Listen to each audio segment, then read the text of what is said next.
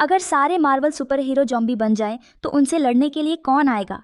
Thanos के हाथों बेरहमी से पिटने के बाद अवेंजर्स का हल्क धरती पर टेलीपोर्ट हो गया था और न्यूयॉर्क के मंदिर में गिरा जहां डॉक्टर स्ट्रेंज थे। लेकिन मंदिर में कोई नहीं था और सड़कों पर सन्नाटा पसरा हुआ था। बैनर को लगा कि वो देर से पहुंचा है, लेकिन उससे पहले कुछ सोच पाता। थानोस के लोग पहले ही टेलीपोर्ट हो चुके थे। बैनर हल्क में बदलना चाहता था, लेकिन हल्क पहले ही थानोस से डरा हुआ था। तभी जब एबोनी मॉ अपनी बकवास कर रहा था, तभी आयरन मैन का हाथ उसके सिर के पीछे दिखाई दिया। फिर आयरन मैन उछलकर एक पागलपन भरा हमला करता है। एक जबरदस्त लड़ाई शुरू होती है। लग रहा था इस बार एवेंजर्स जीत जाएंगे, लेकिन तभी बैनर देखता है कि वे एक दूसरे को काट काट कर मार रहे हैं। इसी बीच आयरन मैन स्टाइल से बैनर की ओर देखता है और फिर जो दिखता है वो हैरान कर देने वाला। वे सब जॉम्बी बन चुके हैं, यहाँ तक कि डॉक्टर स्ट्रेंज और वॉन्ग भी जॉम्बी बन गए। जैसे वे बैनर पर हमला करने वाले थे, तभी जादुई चोगा कैप प्रकट होता है। जॉम्बी कुछ समय के लिए रुक जाते हैं और बैनर उस मौके का फायदा उठाकर भाग जाता है। लेकिन तभी वॉन्ग अचानक बैनर के सामने टेलीपोर्ट होकर आ जाता है। सौभाग्य से जादुई चोगा समय रहते वॉन्ग को पकड़ लेता है। तभी टेलीपोर्टेशन रुक जाता है और वॉन्ग की समस्या भी हल हो जाती है। इस वक्त आयरन मैन ने एबोनी मॉ को ढक रखा था और टेलीकिनेसिस के जरिए बैनर को कंट्रोल कर रहा था। फिर वे आगे बढ़ते हैं। ठीक इसी संकटपूर्ण पल में असंख्य कीड़े मकोड़े प्रकट होते हैं और पल भर में इन जॉम्बी हीरोज को खत्म कर देते हैं। आयरन मैन मुकाबला करने की कोशिश करता है, लेकिन तभी वास्प अचानक प्रकट होती है और एक ही शॉट में सारी समस्या खत्म कर देती है और बैनर दोनों पूरी तरह से डर जाते हैं। उसी समय स्पाइडरमैन आता है और बैनर को वहां से लेकर चला जाता है। असल में हुआ ये था कि एक व्यक्ति क्वांटम दुनिया में गया था, लेकिन उसकी पत्नी पहले से ही क्वांटम वायरस से संक्रमित थी। वह धरती पर लौट आया और उसने पूरी दुनिया को तबाही की ओर धकेल दिया। लेकिन तभी स्टाइल में एवेंजर्स सभी को बचाने के लिए आते हैं। अचानक छोटा एंटमैन कैप्टन अमेरिका पर हमला कर देता है।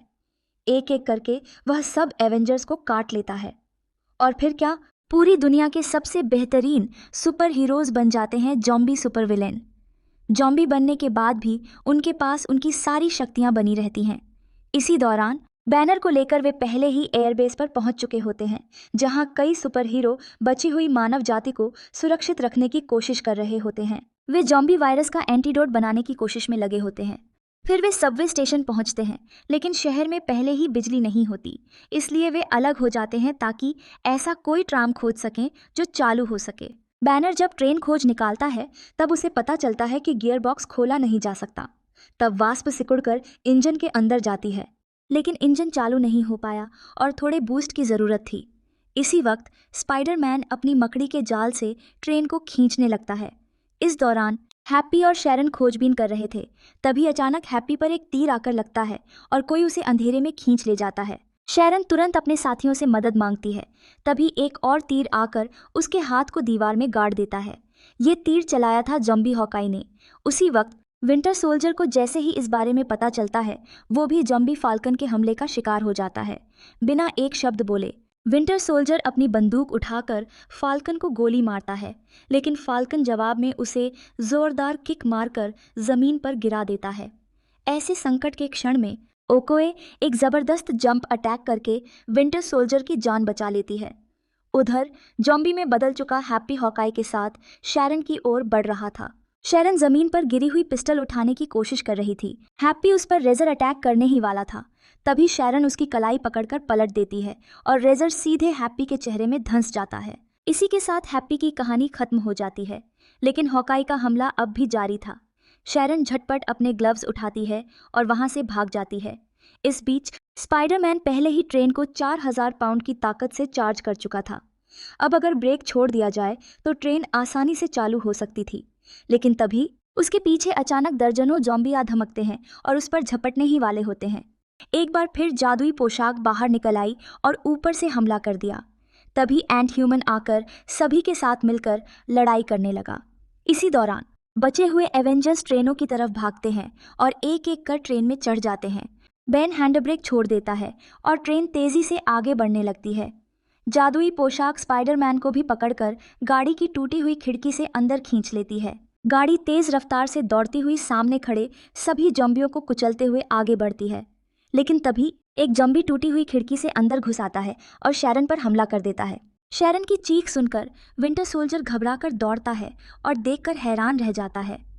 वह जम्बी कोई और नहीं बल्कि उसका सबसे करीबी दोस्त कैप्टन अमेरिका है। दोनों के बीच जबरदस्त लड़ाई होती है। फिर अचानक कैप्टन खड़ा होता है और अपनी ढाल फेंककर मारता है, जिसे विंटर सोल्जर बीच में ही पकड़ लेता है। फिर वह उसी ढाल को घुमाकर कैप्टन अमेरिका पर फेंक देता है, जिससे कैप्टन ट्रेन से बाहर गिर जाता है। इस समय वास्प वहां पहुंचती है, लेकिन संक्रमित शेरोन उसे निगल जाती है और अगले ही पल शेरोन को उड़ा दिया जाता है। लेकिन जब बैनर और बाकी लोग वहां पहुंचते हैं तो वे देखते हैं कि वास्प के कंधे पर चोट है और बुरी खबरें एक के बाद एक सामने आ रही हैं। ट्रेन में कोई ईंधन नहीं था। अगर उसे आगे बढ़ना होता तो उसे सिर्फ जॉम्बियों की भीड़ के बीच से होकर जाना पड़ता। एंट वुमन सबको अपनी हथेली में लेकर बहुत बड़ी हो जाती है और सभी को अपने पैर से मारकर उसी पैर पर बैठाकर एवेंजर्स को छुड़ा देती है। उस समय उसका पूरा शरीर जॉम्बियों से ढका हुआ था। इसी दौरान जॉम्बियों ने उसका मास्क तोड़ दिया, जिससे वह जमीन पर गिर गई और जॉम्बियों के ऊपर ही लेट गई। सभी एवेंजर्स उस पर थोड़ी देर के लिए अफसोस जताते हैं। उसी समय अचानक विजन का आगमन होता है। एक रोबोट होने के नाते वह वायरस से संक्रमित नहीं हो सकता। वह माइंड स्टोन की किरण से जॉम्बियों को अलग कर सकता था। उसने इसका इस्तेमाल करके कई परीक्षण किए थे और एंटमैन उसका पहला प्रयोगात्मक विषय था। इस वक्त बेन सैटेलाइट नेटवर्क का इस्तेमाल करना चाहता था। रत्न की फ्रीक्वेंसी पूरी दुनिया में फैली थी, लेकिन विजन का मानना था कि इंसानी टेक्नोलॉजी इसके काबिल नहीं है। लेकिन वकंडा की उम्मीद अब भी जिंदा थी। इतने में विंटर सोल्जर ट्रांसपोर्ट की तलाश में बेस के अंदर घुसता है। एक अंधेरे कमरे में एक मूर्ति दिखाई देती है। वो तुरंत गोलियां चला देता है, लेकिन तभी एक आवाज़ आती है। यह ब्लैक पैंथर था। इस समय उसके एक पैर की कमी थी। दरअसल ये सब विजन की एक योजना थी। वांडा इतनी ताकतवर थी कि माइंड स्टोन भी बेअसर था और वो अपने प्यार को मार नहीं सकती थी, इसलिए उसने जिंदा लोगों को खिलाना शुरू किया। तभी लोहे का गेट फटता है और वांडा भाग निकलती है। ज़ॉम्बी वांडा सामने आती है। विंटर सोल्जर गोलियां चलाता है, लेकिन सब बेअसर। स्पाइडरमैन ओकोए को पकड़ने की कोशिश करता है, लेकिन वो भी नाकाम। विजन को अपनी गलती का एहसास होता है। वो बेस को उड़ाता है और सबको भागने का मौका देता है, लेकिन ओकोए पकड़ी जाती है। विजन माइंड स्टोन निकाल देता है और बैनर उसे लेकर भागने लगता है, लेकिन वांडा दोबारा आती है। विजन को मरा देखकर वो गुस्से में बैनर पर हमला कर देती है। ब्लैक पैंथर प्लेन स्टार्ट कर देता है। बैनर हल्क बनकर वांडा से भिड़ जाता है। मैं अब कोई दोस्त नहीं खो सकता। फिर हल्क और वांडा आमने सामने होते हैं। प्लेन उड़ता है, लेकिन वॉस्प हमला कर देती है। आखिरकार माइंड स्टोन लेकर सब वकांडा की तरफ उड़ते हैं, लेकिन वकांडा के बाहर थैनोस उनका इंतजार कर रहा है, 5 रत्नों के साथ। यह है मार्वल की जंबी यूनिवर्स की कहानी। सोचिए, अगर ये एक मूवी होती तो कितना धमाकेदार होता। एक्शन, इमोशन और सर्वाइवल का ज़बरदस्त कॉम्बिनेशन। मुझे ये जंबी स्टोरी बहुत इंटरेस्टिंग लगी। वांडा का पागलपन, विजन की गलती, हल्क की बलिदान भावना और ब्लैक पैंथर की लास्ट फ्लाइट, हर मोमेंट थ्रिलिंग था। आपको ये कहानी कैसी लगी? कमेंट करके ज़रूर बताएं।